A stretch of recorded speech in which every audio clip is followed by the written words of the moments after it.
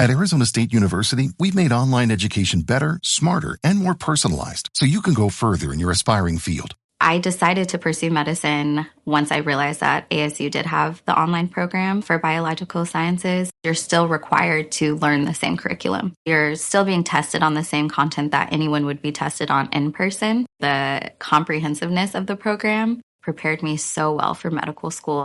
Explore over 300 programs at asuonline.asu.edu. Welcome to a special Scottish Murders True Crime Awards and CrimeCon episode. In this episode, you'll hear from some of our fellow podcasters, listeners and organisations that were exhibiting at CrimeCon and find out what they enjoyed and were inspired by at CrimeCon this year. We'll also be showing videos and photos taken from both the True Crime Awards and CrimeCon, including Peter and I on stage presenting an award to the winner of the Outstanding Indie Podcast category at the True Crime Awards, which was partnered by our podcast company Clurenton, and me introducing Colin Sutton onto the stage at CrimeCon. If you can, I'd really recommend viewing this episode on YouTube so you don't miss out on the photos and videos that we'll be sharing throughout this special episode. Plus, there will be subtitles in the video episode on YouTube, as the audio is not always too clear. We did take our lavaliers with us to record the events for the best audio possible, and you'll see everyone holding and speaking into one of our lavaliers. However, we messed up, and we got the video, no problem, but the lavaliers sadly didn't record, so there is quite a bit of background noise. If you do decide to just listen instead of watching on YouTube, then when music is playing, that's when videos and photos taken at the event are being shown, but more audio will be played in between this too. We will put the link to watch on YouTube in the show notes, and you don't have to sign up or have an account to watch on YouTube. Whether you listen or watch, we hope you enjoy. We had an absolutely fantastic time at both events, and it was so great to chat and catch up with everyone. And if you weren't able to attend, we hope you enjoy this wee snapshot.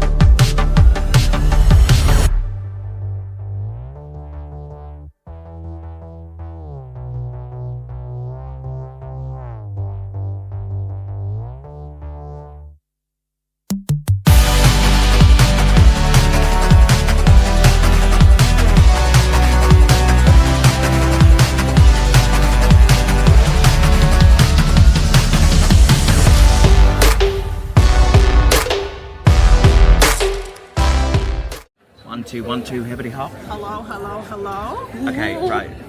We'll do the normal introductions. Okay, ready? 3, 2, 1. I'm Nikki Drees. And I'm Cheryl. And we are Killers, Cults and Queens. The podcast where we journey to the spookiest, scariest and damn right weirdest corners of the world. And we're here at CrimeCon. And on today's episode, we're here with Scottish nerds. Yes. And what are you here for? What are you here to see? Honestly, You're this winging is our first CrimeCon. So we're very excited to be here, to explore, to network, to meet everybody. And to be honest, I am just open and receptive to everything. She's going with the flow. Yeah. Chill it out, take it slow, and then we can rock out the show. Yeah, and I've got a couple of things I want to see on the list. And also we're doing a live show tomorrow, so we'll be on at 11:15 tomorrow morning. Talking about our top cults of the world. Deadliest cults in history. Can you give us a sneak preview? What can we expect? Well, I might be talking about one that is from the 90s that is to do with spaceships. Oh. And mine's quite a recent one, but we will not be consuming any colloidal silver. Not a good idea. No.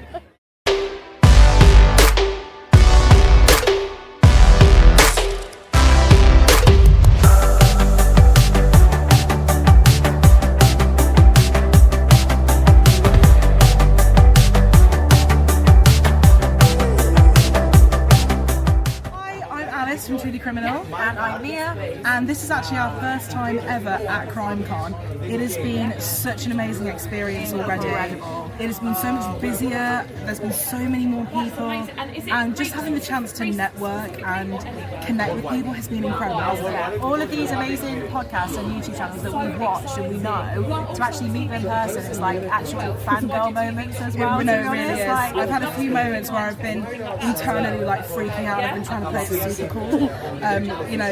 Just being able to, some of the sessions I was in, a session with Laura Richards and Maddie Hanna talking about coercive control and profiling people that do coercively control their partners, and it was such an eye-opening, very sobering thing, because that's ultimately why we do what we do. It is for advocacy, and so we can learn and we can help other people learn as well. Share stories, victim focused always. Yeah. So it's amazing to be around a group of people that are exactly the same. Yeah. It's refreshing and lovely to be here. So. Yeah.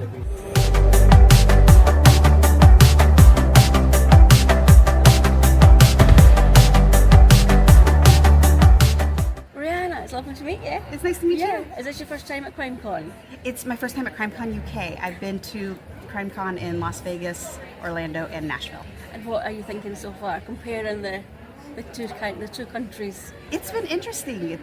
I did run into the host of one podcast I currently listen to. She's from California. What podcast is it? Once Upon a Crime with Esther Ludlow. Yes. And then I'm finding other new podcasts, which is always fun. Exciting. And you just arrived in the UK, haven't you? Yes, I came yesterday. And you're going. Where are you going after CrimeCon? After CrimeCon, well, I'm technically going home, but then in July I'm going to Scotland for almost 3 weeks. Right. Okay.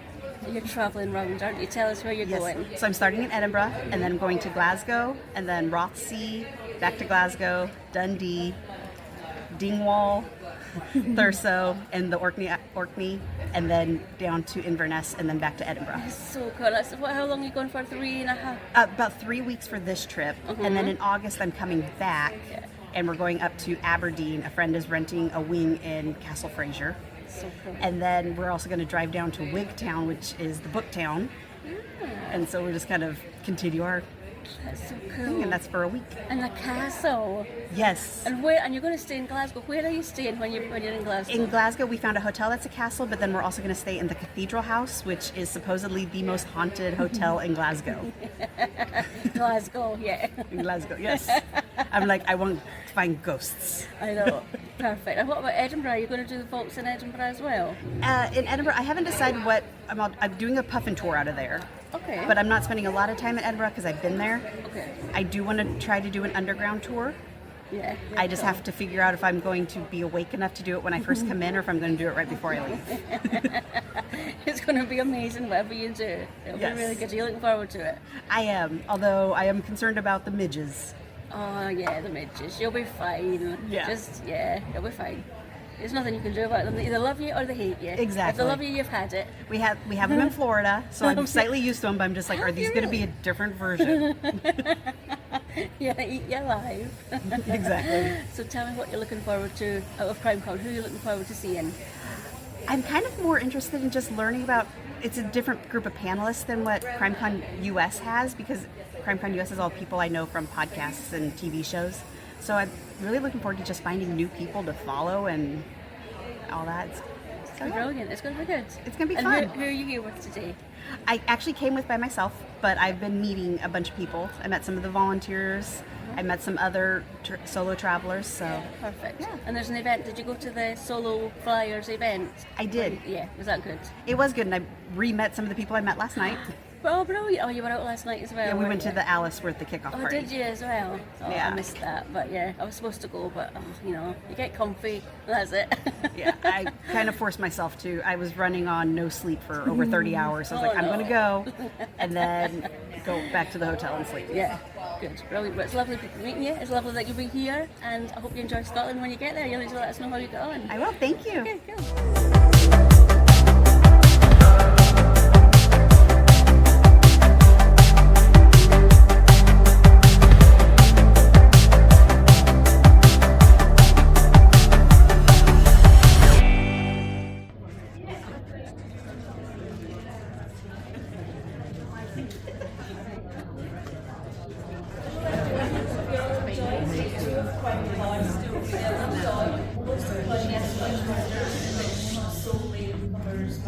Carried out in Scotland. But welcome back to Exhibit B, and our next speaker needs no introduction, but I'm thrilled to be giving him one anyway. It's Mr. Colin Sutton.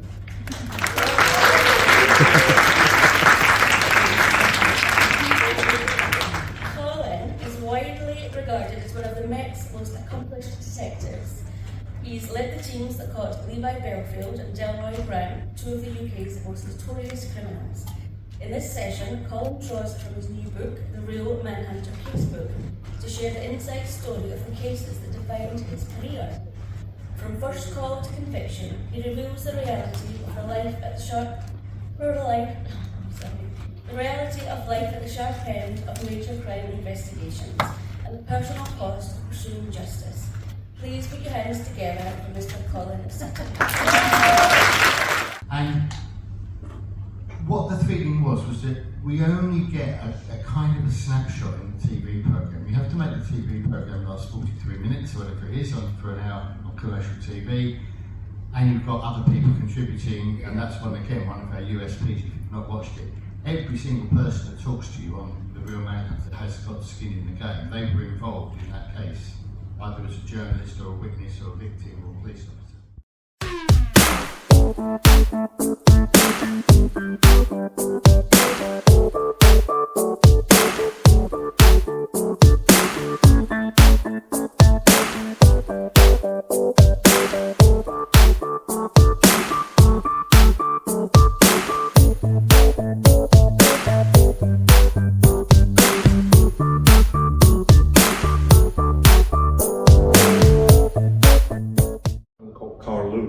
And there was a murder in Carluke in 1973. And my three sisters, who are older than I am, who I love dearly, I'll cry if I mention them too much. My sisters went to school with the brother of the man that got convicted of the murder. And for years and years and years and years and years, they said, he didn't do the murder. And I thought, and they said, you're the UK's leading criminologist. Why don't you take up that case? And I was really reluctant to do so until I said, but what would you feel if I thought he was guilty? And they went, oh, that's okay. You're our brother. If you tell us he's guilty, that's fine. So I went, okay, I'll investigate.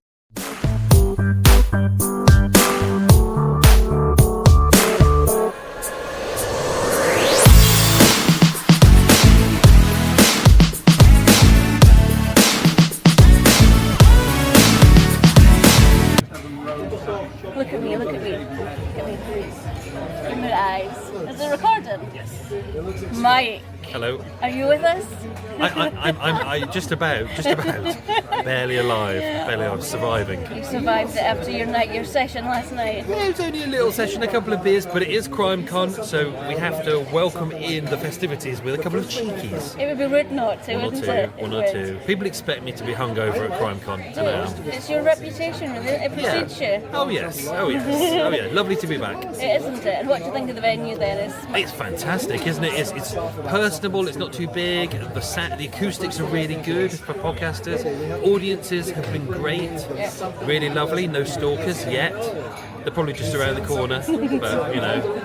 I've heard that story, the stalker story. Oh yeah. It's real, you've made it big now, you've got your own stalker. Oh yeah. They're probably waiting for us. I'm going to pounce any second and hopefully tear all my clothes off. You hope, don't you? Which would be lovely. I'm easy, I'm single. There we go.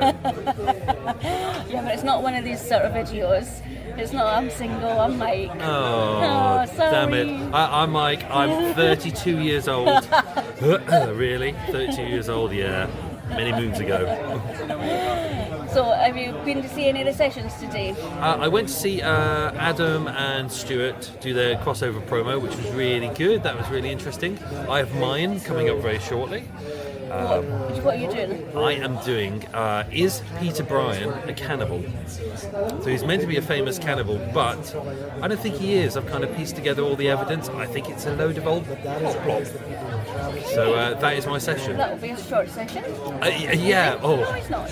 It's Well, it's technically an hour and a half long, and I need to cut it down in my head to 30 minutes. Is it just you doing it, or are you just me? Just me. You talking? And how long have you actually got? Did you say half an hour? I think it's about 40 minutes, but my tech's not working as well. So I tried it yesterday, and it was 1 hour 20, so I need to get it down. Right. That's fine. And how long till you're on? About an hour. Okay. I'll be alright. I'll wing it. We better wrap this up then. As a professional person, I've rehearsed this multiple times, and it went fine. Thank you very much. Nice winging it, yeah. Yes. Okay, we'll let you go and get started. Thank you very much. It's been a pleasure talking to you.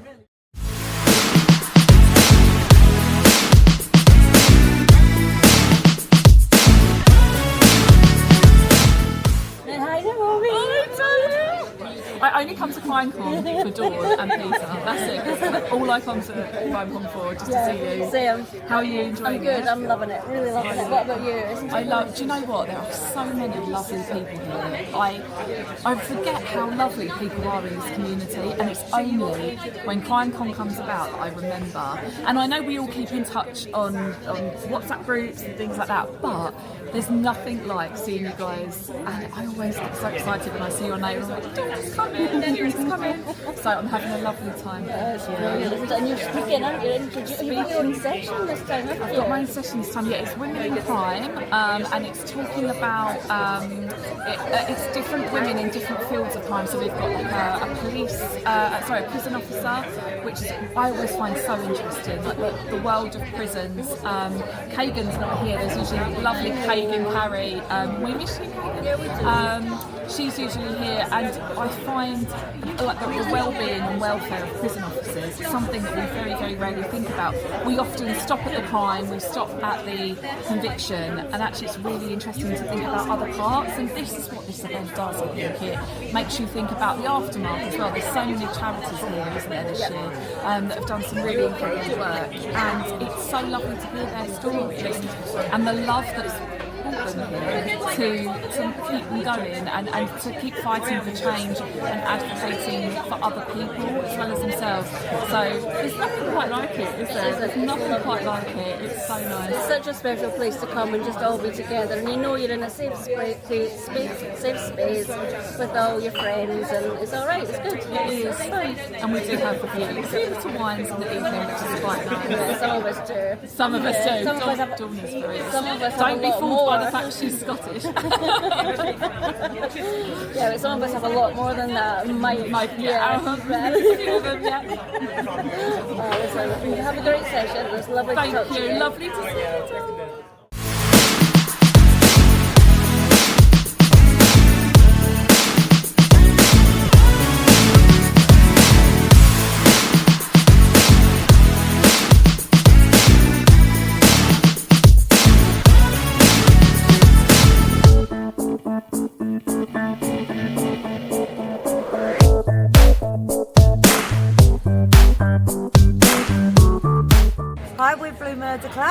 name's Lauren.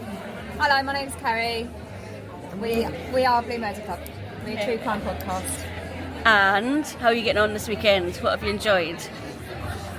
We love coming here, talking to the community, talking to our friends that we've made over the last couple of years, and just interacting with people that might have not been before. It's really a good, fun time, isn't it? Yeah, it's fun, isn't it? It's nice to see everybody again. Like each year, you don't. I don't know about you, but I don't kind of tend to keep in touch with everybody, all the other podcasters. So it's nice to come and just be like, hey, how have you been? What have you been up to? Yeah, it is nice, and especially this is our 4th year now, and that's always made us to bring something fresh. Yeah. So every year you come and you never know what to expect. So it's always, like you say, you've got your familiar, but then you've also got your fresh new stuff. Yes, exactly. Definitely. And what sessions have you been to? Have you been to any yet? Oh, I just went to Natalie, I can't pronounce her surname. But yeah, Natalie, the lady who was stabbed 24 times when she was 37 weeks pregnant. Yes, I meant to go. I wanted to go to that one. Was it absolutely emotional? Brilliant? It was one of the best things I've ever listened to in my life. Really? She was so funny. Like her gallows humour is off the charts. Yes. Sorry. Like she said, the emergency first aid she got when she was bleeding to death on the pavement. They were trying to stop. Like they went to McDonald's, got loads of serviettes to stem the blood, and they said, "You need fluids," and they got her a Coke. And she goes, "Right, she's dying." She went, "Is it diet?" No, she didn't. And the policewoman's like, "You probably got 5 minutes to live. You need some sugar." Just drink. She's like, I don't drink 4-pack Coke. No, yeah. really? No, she's great. I'm going to go and buy her book in a minute. That's amazing. Yeah, that's really been good. my highlight so far this weekend. How about yours? Well, I've been to a few podcasters, their live studio, and then we done some, what's the name, last night, Patricia, the micro... Oh, the mushroom. Yeah, mushrooms. He's just a fun guy, right? Yeah. Yeah, that was really cool, and I just love her. She's so funny, so dry, and she makes it for layman terms so people like me understand it. Yeah, she's very knowledgeable. Yeah. But I think all the speakers are very knowledgeable. Oh, yeah, absolutely. And even in that like 45-minute session, they can really get the message across in a really nice, clear way, where you feel like you're included as well. Yeah. Yeah. Do you ever fancy doing a session yourselves? Oh yeah, when I sit in that podcast room and I think, oh, I'm itching to get up there. Really? Really? Are you? Yeah, but I don't think I will. I don't think this one will be coming with you with a look at that face. You two can do it, and I'll hold the mic. No chance. You're on your own. Listen, thanks for talking to me. It's been a pleasure. Thank you. Someone tell me how many manners of death there are. Anybody? How many? We've got 5. We've got 5. Let's go. We've got suicide, right? We've got homicide. We've got accidental, right? We've got undetermined, and what's the final one? Natural. We want to say before. I don't think so. I think that probably the 911 call needs to be heard by everyone so that you can understand the dynamic of this event. And you need to listen very closely. You'll hear, correct me if I'm wrong, you'll hear Sam. That's who the call comes in from. He initiates the call, the same as 999. And you'll hear it, and you'll hear what he says. And just put yourself in this position. If you had, told someone that you loved them and that you want to spend the rest of your life, listen to it. Oh, I need everything out. I just walked the right part of my fiance's on the floor with blood everywhere. What is the address? 4601 Flat Rock Road. Please come help now. 4601 Flat Rock Road. Is this a house or apartment? Oh no! Oh no! It's an apartment. What apartment number? Please, Harry, please. She's bleeding from. I don't know. I can't tell. So you have to calm yourself down in order to get you some help. I'm sorry. I don't know. I'm looking at her right now. I can't see anything. There's nothing broken. She's bleeding. Ellie! You don't know where she's bleeding from? Ellie! Blood coming from? I think her head. I think she hit her head, But it's everywhere. Okay, it's everywhere. She might have fallen. Do you know what happened? She may have slipped. There's blood on the table. Her face is a little purple. Okay, hold on for rescue for her. Stay on the phone.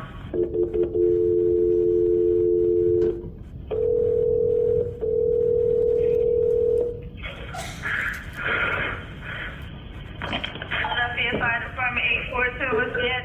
No, 4601 Flat Rock Road. Please hurry. 4601 Flat Rock? Yes. What's wrong? I went downstairs to go work out. I came back up. The door was latched. My fiance's inside. She wasn't answering. So after about a half hour, I decided to break it down. I see her now, just on the floor with blood. She's not responding. Okay, is she breathing? Look at her chest. I need you to calm down. I need you to look at her chest. It's really. I really don't think she is. Listen to me. Someone's on the way.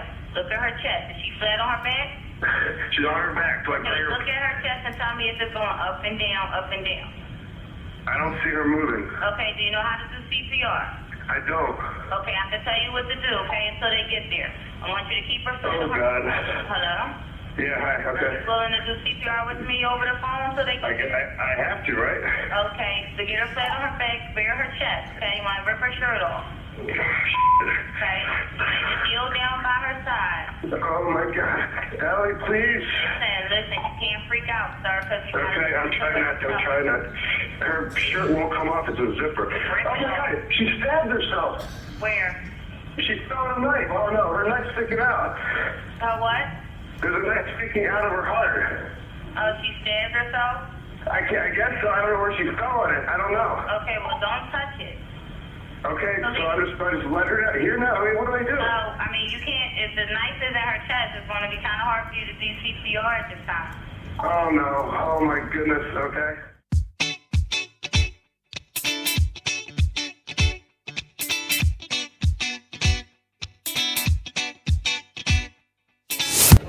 Right, Stu, what's the crack? What's the crack? I wasn't even Scottish. I piss out of my accent all the time. Just a little bit, that's right. I come here sometimes, like Mrs. Doubtfire. No, it's awful. He thinks he's great, he's not. Alright. Wow. Okay. Alright, yeah. What do you say? Do you want me to do you this favour or what? What do you say to me all the time? I like him. Alright, him? Yeah, doing you alright? So what, you had the nice time? He's only staying for one day, aren't you? Yeah, so it's my daughter's birthday tomorrow, and I can only be here for today. So I got the 5:30 train this morning, and the 8 o'clock train tonight. It's a long day. It's a long day. It is a long day. You can do it. I can do it, and it's worth it. It's worth it. Don't want to look at the camera. It's worth it. She's going to be 7. 7 tomorrow. She's obsessed with the Simpsons. Yes, show the watch. The watch. Simpsons. It's a Christmas watch, but it's red. Red on red. It's on brand. She loves it. She loves it. So you're enjoying being here? You're enjoying at the pub? Yes, I've had a little drink. Whatever. I love meeting the fellow podcasters, like yourself. Yeah. And the good thing about this is the guests. I'm starting to recognise the guests, a lot of them, because they come back each year, which is pretty cool. So you kind of remember them. It's almost like meeting old friends, which is pretty cool. And then you meet new friends. I've had 2 patrons come. In fact, one was a patron from Canada. I mean, she didn't come just to see me. She was on holiday and happened to come here. And the other one was from Australia, which is a long way away. I don't know if you know that. It's at least a few hundred miles away. Yeah, and so she does come to see you. No, she came on holiday. It's just by chance. Push that big head of yours. Yeah, please do. Someone needs to, you know. But yeah. And you did a session, didn't you? We did a session. Adam and I is the correct way of saying it. So Adam from UK True Crime, legend in the game, Mr. Unprepared. He's always unprepared. That's his style. I'm prepared, he's unprepared, so it kind of works. But yeah, we did a live, it's like a live lounge. Remember Live Lounge with the live music? It was like that with a small audience, people getting involved, asking questions, and it's kind of a pilot of what we want to potentially do for a live show. Maybe. We were testing it out. It went well. David Wilson was in there, thankfully, and he got involved a lot and he was supportive, so we can use his name to plug the episode, you know. It was good. Enjoyed it. So what's this like then you're going to do? Just 2 years? Possibly, yeah. So we do a monthly collaboration, just talking about what's in the news now, called the Crime Roundup. And we're hoping that maybe we could turn that into some kind of live thing. I mean, I don't know. It's early days. That was the pilot, as I say. But it's more casual, informal and interactive. than our normal episodes, which is just us talking about true crime. It's something different, but it's good to get people involved. That sounds good. You'd be good at it. You're both kind of just off the cuff, cheeky. Cheeky. I'd agree with that. Cheeky. Right then, better go. We've got lots of people to see. Better so go, that'll wrap it up for there. I'll slap them for you, don't worry. Please do. Listening to Scotland, I'll give them a slap. I'm part Scottish, you know. Just add in My some granddad, country. bless him, before he passed, Scottish through and through. Right, I'm not having it.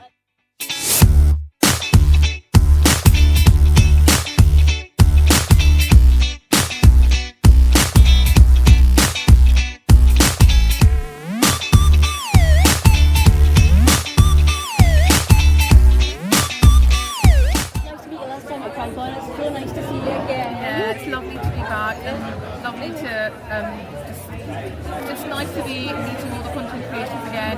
Nice to be meeting you again as well. So since last year, what kind of things have you been up to in regards to your Scottish murders?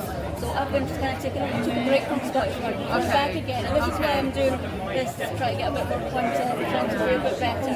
So what are you here to see? What are you here to do? Looking forward to seeing?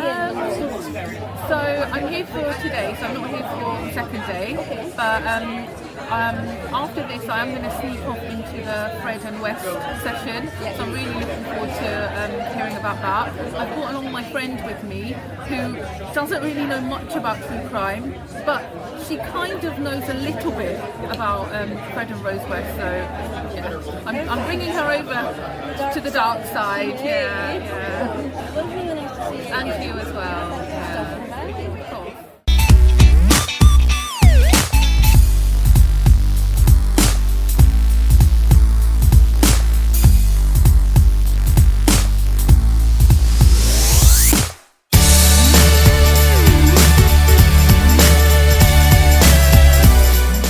Hi Sally and John, it's lovely to see you again at CrimeCon. Have you enjoyed yourself? Have you enjoyed your weekend? I've absolutely enjoyed it. We've had a I'm sure you fabulous have. weekend. Absolutely Yeah. fabulous. We've met lots of new people, contacts and lovely people and talks.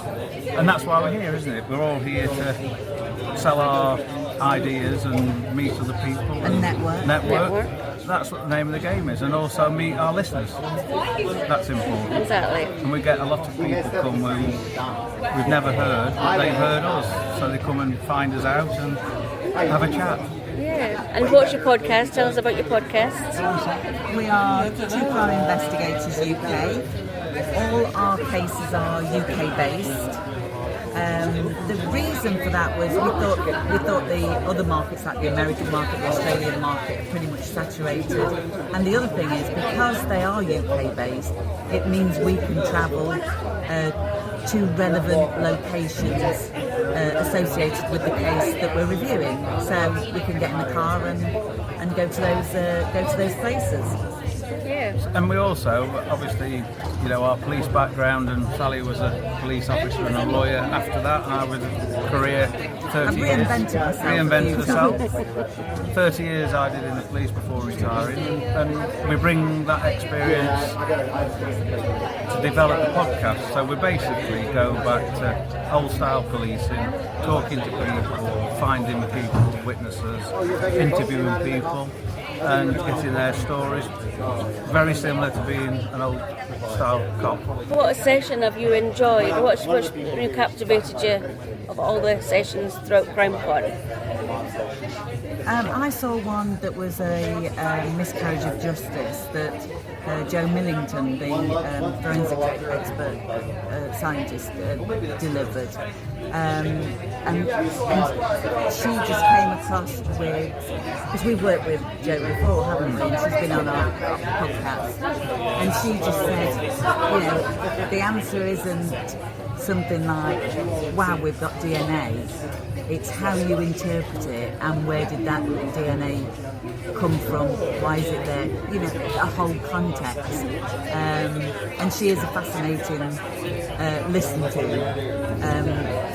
So that one sticks out in my mind. Yeah, I mean, I've been on the stand most of our 2 days here, so talking to people and meeting people. The only one which we've been to work together was the ethics lady from Newcastle University, which is rearing its head in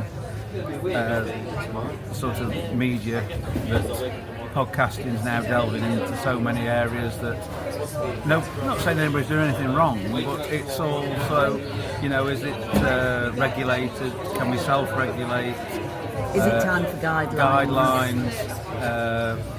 Education, you know, because with our police and lawyer background, we are mindful of things that probably younger people starting out in podcasting wouldn't have thought of. And when you come here, you meet so many professionals who are willing to help. They're not doing it for money. They're doing it as a goodwill to promote forensic science or whatever field they're in.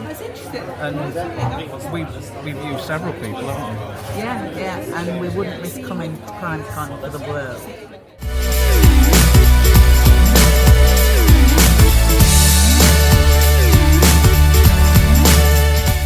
Hey Mia. Hello. Nice to meet you. Lovely to meet you too. And this is your first time at CrimeCon, isn't it? It is, yes.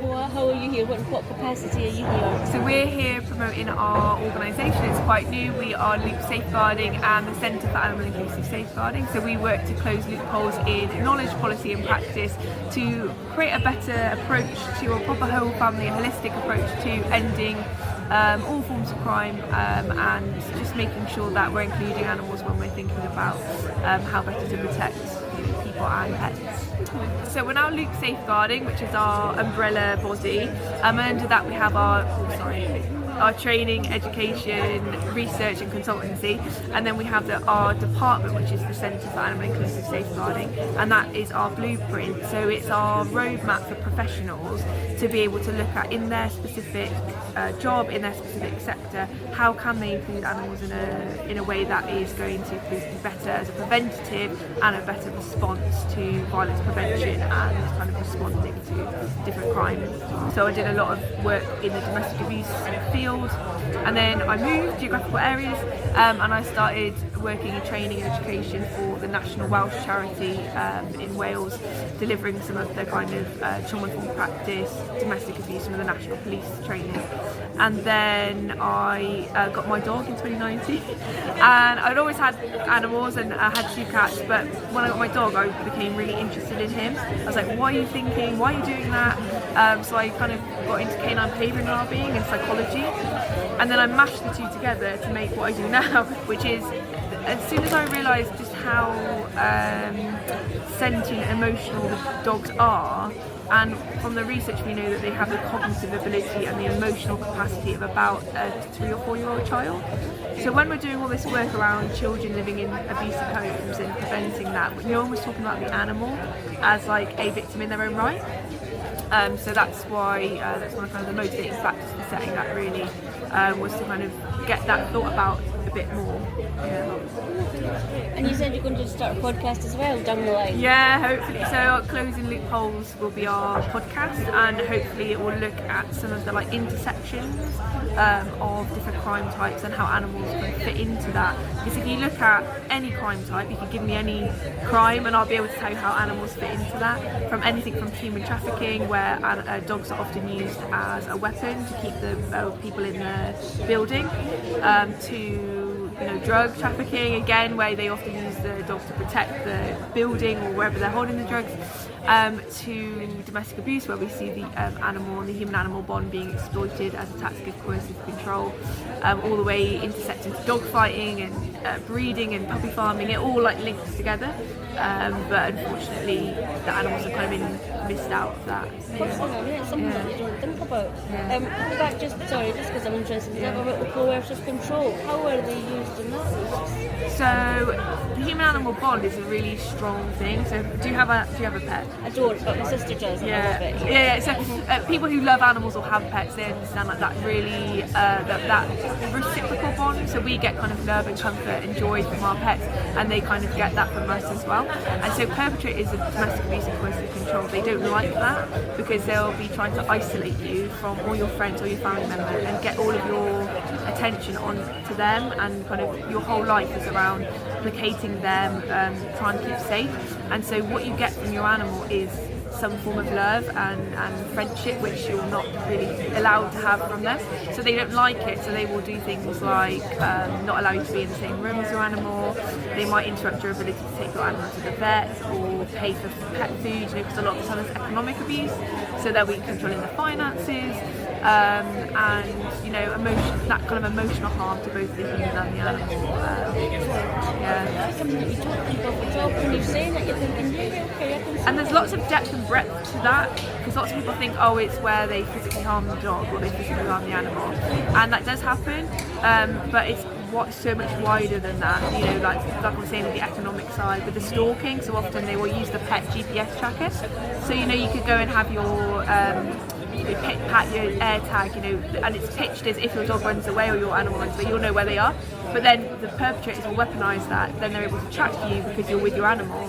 You're on a dog walk somewhere and they can follow where you are because of the pet tracker. Yeah. I think it's really important what you're doing there. I didn't think of that, about all these things that you've mentioned. So, yeah, it's interesting. Are you enjoying being at CrimeCon? Are you finding a lot of people coming to your sessions, or what is it you're doing? Yeah, so we're talking on a panel tomorrow, so hopefully people will become more, know we're here a little bit more because we'll be talking. But of the people we've spoken to, everyone's been so nice, welcoming and kind, and they're really interested in it, because I think when I spoke to the people that set up CrimeCon, they said they've never had an animal or person come and talk, and because I've got the dual background in kind of animal behaviour and the human victimology side of things, it's kind of an interesting niche mashup, I suppose.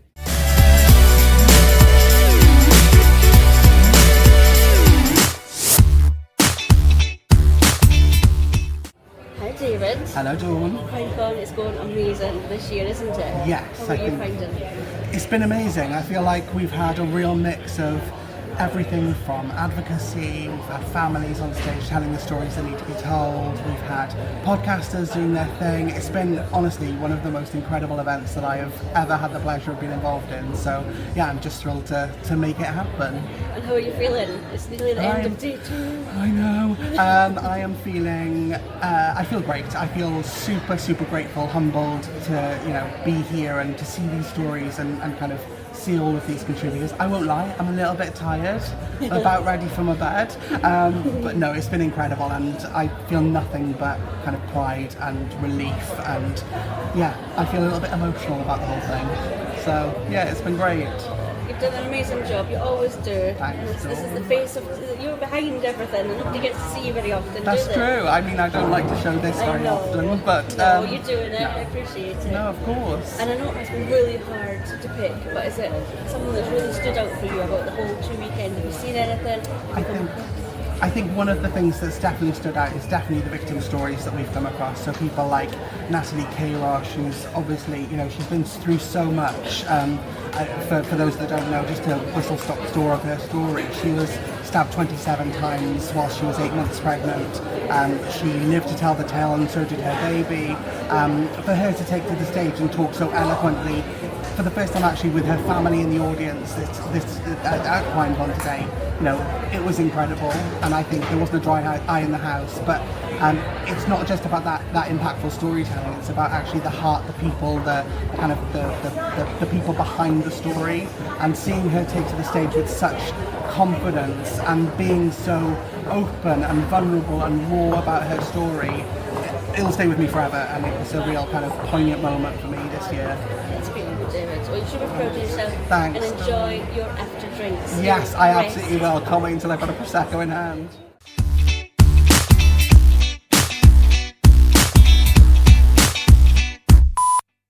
And that's it. I hope you enjoyed today's behind the scenes episode, and I hope you did get to watch it on YouTube. A huge thank you to everyone who recorded with me at CrimeCon for this video. It was great fun. So, I'll be back in 2 weeks' time with another normal Scottish Murders episode. So, catch you then.